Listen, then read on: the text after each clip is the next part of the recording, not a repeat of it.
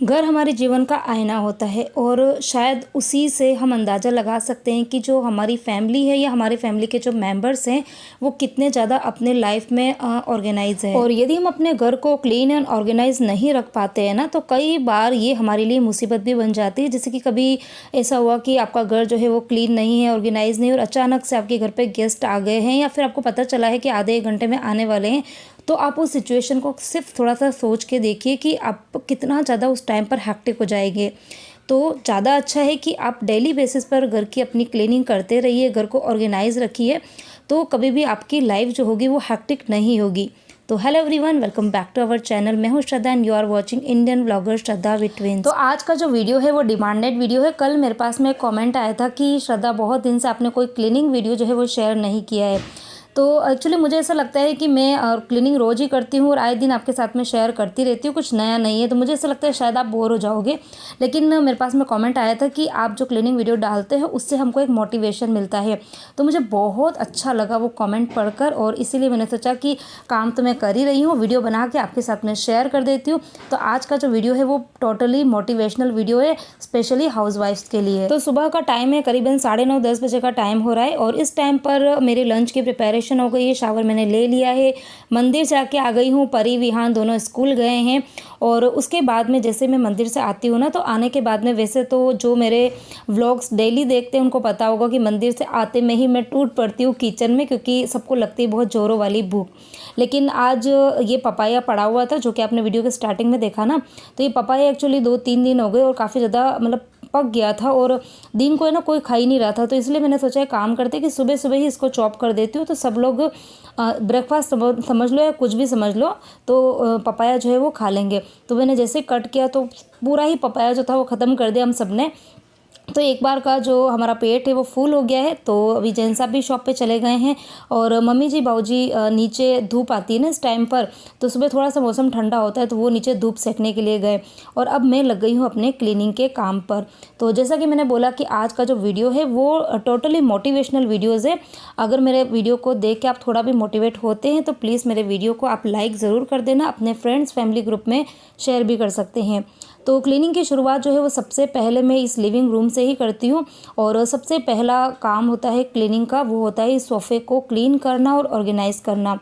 और कवर तो खैर ऐसा है कि मॉर्निंग में भी हटते हैं, दिन को भी हटते हैं, और शाम को भी। दिन में 3 बार तो मैं इनको हटा के अच्छे से झटक के और फिर से बिछाती हूँ, क्योंकि लिविंग रूम का ये वाला जो पोर्शन होता है ना वो सबसे ज़्यादा बिजी पोर्शन होता है, क्योंकि कभी ऐसा टाइम नहीं आता है कि ये सोफ़ा जो है वो खाली मिलेगा, कोई ना कोई यहाँ पर बैठा हुआ मिलेगा ही मिलेगा आपको।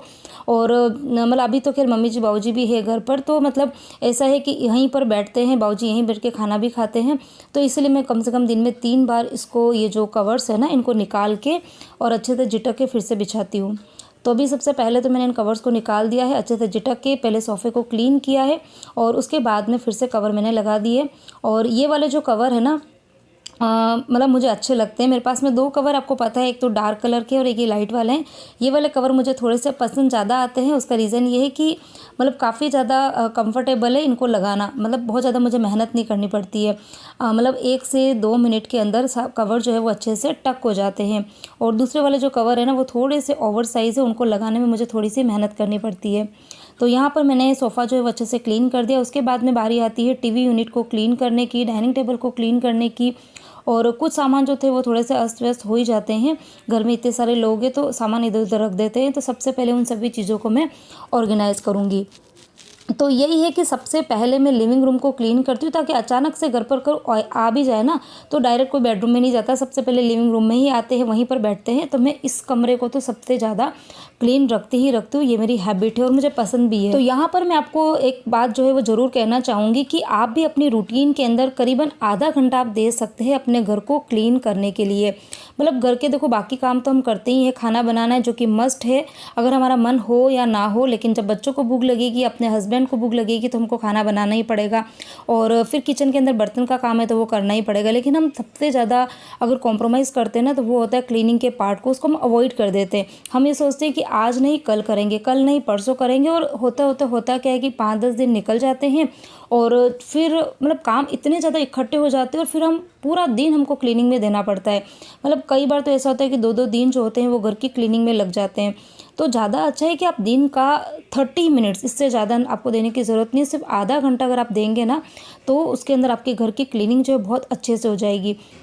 और मैं क्लीनिंग के अंदर एक सबसे पहले ड्राई क्लीनिंग करती हूँ। मैंने 2 क्लॉथ रखे हुए हैं क्लीनिंग के लिए, और जो क्लॉथ है वो भी परचेस किए हुए नहीं है। जो पुराने जो भी कपड़े होते हैं, बेडशीट होती है, जो पुराने पिलो कवर्स होते हैं ना, उनका यूज़ करती हूँ क्लीनिंग में, उनसे काफ़ी अच्छे से क्लीनिंग हो जाती है। तो सबसे पहले तो मैंने पूरे ही रूम की ड्राई डस्टिंग कर दी थी, और उसके बाद में फिर जो कपड़ा है उस DIY क्लीनर मेरे पास में है जो कि मैंने बना के रखा हुआ है, तो उससे मैं उसके बाद में वेट डस्टिंग कर देती हूँ। तो यहाँ पे मैंने डाइनिंग टेबल, टीवी यूनिट और सेंटर टेबल, और जो टीवी यूनिट की यहाँ पे जो पोर्शन है ना, और साइड वाला जो फर्नीचर बना हुआ है सोफ़े के पास में, उन सबको मैंने अच्छे से क्लीन कर दिया है। तो ये रूम एकदम अच्छे से 100% क्लीन किया है। और उसके बाद में मैं जाऊँगी बच्चों वाले रूम में। तो आज मुझे दोनों ही रूम की जो बेडशीट है उनको भी चेंज करनी है। तो यहाँ पर एक आपको इम्पॉर्टेंट टिप जो है वो और ज़रूर देना चाहूँगी कि आप अगर आपके घर में बेड हैं और बेडशीट आप बिछाते हैं, तो उस बेडशीट को अगर आपके घर में बच्चे हैं तो 3 से 4 दिन में चेंज ज़रूर कीजिए। मतलब आप वेट मत कीजिए कि वो इतनी ज़्यादा गंदी हो जाए, मतलब उसका कलर जो है ना वो मतलब दिखना ही बंद हो जाए, और उसके बाद में आप उसको वॉश करो। उससे क्या होगा कि जब बहुत ज़्यादा गंदी हो जाती है बेडशीट ना, और उसके बाद में आप वॉश करोगे तो उसको आप मशीन में डालोगे ना तो भी वो इतने अच्छे से क्लीन नहीं होगी। और अगर आप हाथ से वॉश करते हो तो उसके ऊपर इतना ज़्यादा ब्रश घिसना पड़ेगा कि उस बेडशीट की जान निकल जाएगी, उसका जो कलर है वो भी फेड होगा, और उसके ऊपर की जो प्रिंट होती है ना वो भी फेड हो जाती है। तो ज़्यादा अच्छा है कि आप अगर आपके घर में छोटे बच्चे हैं तो आप 3 से 4 दिन में बेडशीट जो है वो चेंज करते रहिए। और मैट्रेस अगर आपके घर में है तो मैट्रेस के ऊपर अगर आपके घर में छोटे बच्चे हैं तो आप उसके ऊपर प्रोटेक्टर ज़रूर बिछाइए। अभी मेरे घर के अंदर बच्चे जो हैं मतलब इतने छोटे नहीं है कि मुझे प्रोटेक्टर की ज़रूरत है।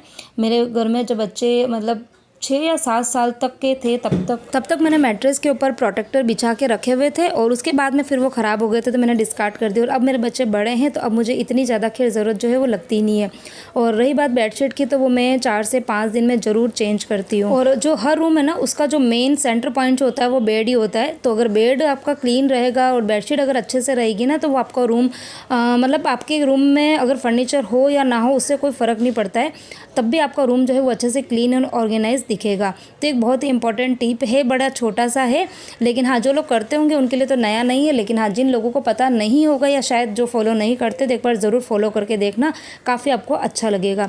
तो यहाँ पर ये बच्चों वाला रूम है, तो ये आजकल इतना ज़्यादा गंदा होता नहीं है क्योंकि इस रूम में अभी मम्मी जी बाबूजी रहते हैं। तो यहाँ पर सिर्फ मैंने बेडशीट जो है वो चेंज कर दी, बेड पूरा क्लीन किया है, हेड ड्रेस भी मैंने क्लीन कर दिया था, और यहाँ पर इस रूम की क्लीनिंग जो है वो मेरी हो गई है। और डेली क्लीनिंग करने से फ़ायदा ये होता है ना कि कई बार ऐसा है कि हमारे पास में टाइम नहीं है, या घर पे गेस्ट हैं, या फिर हमको कहीं बाहर जाना है, तो उस दिन अगर स्किप हो भी जाती है ना, तो ऐसा लगता नहीं है कि मैंने आज घर के अंदर क्लीनिंग नहीं करी है। तो इसीलिए जब आपको टाइम मिलता है तो आप भरपूर अच्छे से आप मतलब दिल से अपने घर को साफ़ रखिए, क्योंकि देखो एक घर को एक मकान को घर और घर को स्वर्ग बनाना एक औरत की ही रिस्पॉन्सिबिलिटी होती है। घर के अंदर ऐसा होता है कि अगर आपको खुद का घर है या रेंट का घर है उससे भी कोई फ़र्क नहीं पड़ता है, और आपके घर के अंदर फर्नीचर है या नहीं है उससे भी कोई फ़र्क नहीं पड़ता है। अगर आपने अपने हर चीज़ों को बहुत ही अच्छे से ऑर्गेनाइज़ करके रखा हुआ है, आजकल तो DIYs बन जाते हैं, उससे भी आप ऑर्गेनाइज़र बना के भी अपने घर को सजा के संवार के आप रख सकते हो। ऐसा ज़रूरी नहीं है कि हर चीज़ पैसों से ही ख़रीदी जाती है। आप YouTube पे बहुत सारे वीडियोस देख सकते हैं, इतने अच्छे अच्छे से DIYs पुरानी वाली जो चीज़ें होती हैं ना, अपने घर में बेकार पड़ी हुई चीज़ें होती हैं, उनसे भी अच्छे अच्छे आप DIY बना के और घर को आप अच्छे से ऑर्गेनाइज़ रख सकते हो। अपनी जो अलमीरा होती है उसको ऑर्गेनाइज़ करके रख सकते हो, अपने किचन के अंदर अच्छे अच्छे ऑर्गेनाइज़र बना के रख सकते हो। और बस, तो यहाँ पर मैंने अपने बच्चों का जो रूम था उसको भी क्लीन कर दिया। उसके बाद में मैं आई हूँ अपने रूम में, और आजकल जो सबसे ज़्यादा गंदा जो घर का पोर्शन होता है वो होता है मेरा ही रूम, क्योंकि यहीं पर परी विहान अपनी स्टडी भी करते हैं, यहीं पर सोते भी हैं, और मैं भी मोस्ट ऑफ टाइम जो होता है वो घर के काम जो है वो निपटा के फिर इसी रूम में आती हूँ। तो ये वाली बेडशीट जो होती है, और अच्छा मुझे लाइट कलर की बेडशीट जो है वो अच्छी लगती है। इसका एक रीज़न तो ये हो जाता है कि इससे मेरा जो रूम है ना वो काफ़ी ज़्यादा बड़ा दिखता है। मेरे रूम का जो फर्नीचर है ये भी मैंने लाइट कलर का ही सेलेक्ट किया हुआ है। और उसके बाद में जो बेडशीट है वो भी मैं लाइट कलर की डालती हूँ, तो इससे मेरा रूम जो है मुझे काफ़ी अच्छा भी लगता है, थोड़ा सा बिग दिखता है। लेकिन हाँ, ये है कि गंदी हो जाती है बेडशीट, तो उसको मैं टाइम टू टाइम वॉश करती रहती हूँ। तो यहाँ पर देखिए थोड़ी सी मैंने मेहनत करी 5 से 10 मिनट की, और मेरा रूम जो है वो एकदम चकाचक क्लीन हो गया है।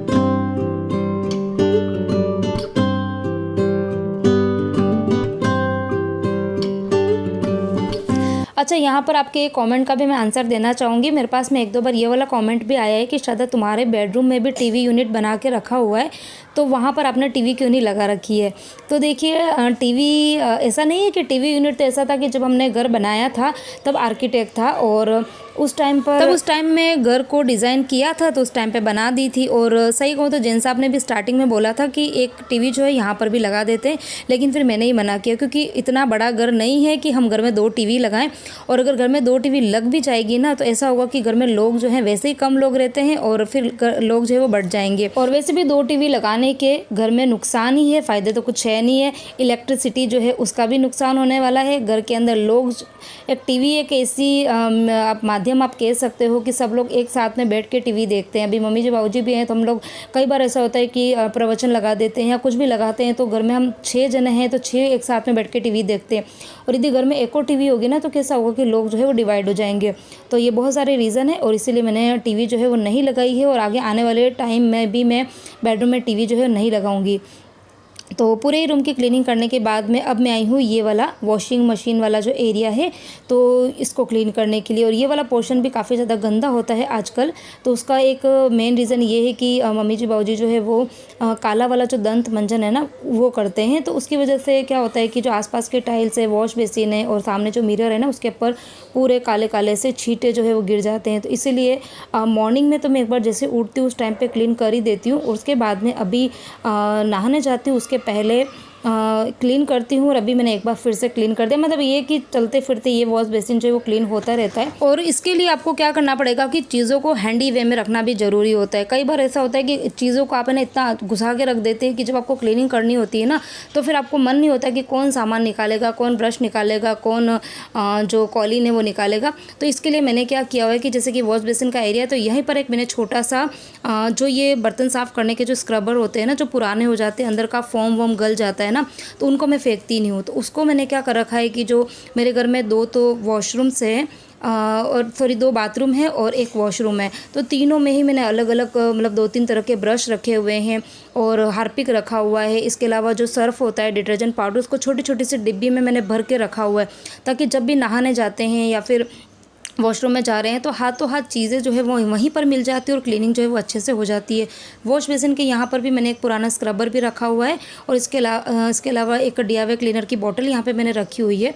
और इसके अलावा जो क्लीनिंग के कपड़े होते हैं वो भी मैंने 2-3 अलग अलग जगह पर रखे हुए हैं, ताकि मुझे एक जगह से दूसरी जगह पर जाना ना पड़े, और हाथों हाथ क्लीनिंग जो है वो हो जाती है। तो यहाँ पर मेरे घर की सारी ही क्लीनिंग हो गई थी, और अभी मेरी जो हाउस हेल्पर है उसके आने का टाइम हो गया था। और जब मेरी हाउस हेल्पर आती है ना, तो उसके पहले मैं एक काम ज़रूर करती हूँ कि घर के जितने भी डोरमेट है और मैट्स है उनको अच्छे से झटक के और उनको मैं एक जगह पे रख देती हूँ, क्योंकि ये वाला काम जो है वो हाउस हेल्पर नहीं करती है। वो क्या करती है, उठा के सिर्फ रख देती है, उसको झटकती नहीं है। और इसके अलावा जिन भी फर्नीचर्स को मुझे अंदर से साफ़ करवाना होता है उसको मैं ओपन कर देती हूँ, तो उसको पता चल जाता है कि आज दीदी को ये वाला पोर्शन जो है वो क्लीन कराना है। तो जो किचन के फर्नीचर है उनको भी मैं खोल देती हूँ, और इसके अलावा जो बेडरूम और लिविंग रूम का जो सिटिंग पोर्शन है ना उसको भी मैं ओपन कर देती हूँ, ताकि अंदर की तरफ वो पोछा रोज़ लगा देती है। तो यहाँ पर परिविहान भी स्कूल से आ गए हैं, उन्होंने अपनी यूनिफॉर्म चेंज कर दी। अभी मैं उनको खाना रखूँगी, और आज के वीडियो को करती हूँ यहीं पर एंड। होपफुली आपको मेरा आज का वीडियो पसंद आया होगा। पसंद आया है तो वीडियो को लाइक करना, शेयर करना।